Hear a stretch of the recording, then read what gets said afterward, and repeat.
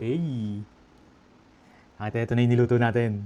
Broccoli, cauliflower with carrots. Yan, nilagyan natin ng mga pampakulay, siling haba, tsaka yung bell pepper. Tapos meron tayo ditong liempo na pinakuluan natin sa patis kalamansi. Saglit lang, mga 10 minutes. Tapos may apoy lang. Para lang medyo lumambot. Tapos nung lumamig, nilagyan natin ng breading. Yan. Tapos prinito natin sa mahinang apoy. Yan. Yan. Tara, let's go. Sabing spoon na pala dito. Ito. Yan oh. Kita nyo ba yan? Gaano kakulay yan? Ayan. Yan. Yan. Sandok tayo. Tikman natin. First bite.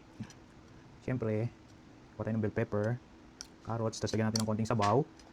Tapos meron tayo ditong liempo. Diba? Yan oh.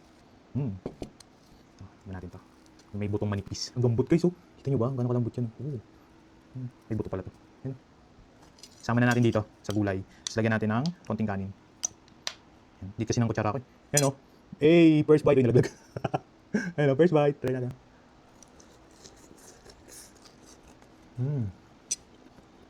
Sarap.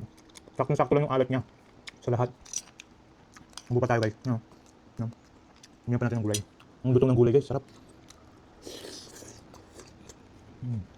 Grabe, ito pa. Oh. Grabe, solid yan ang lambot. Sama mo ng gulay. Ito. Thank you Lord sa biyaya. Pagkain, salamat. Ano ito? Broccoli to guys. Broccoli rin na tip ko naman.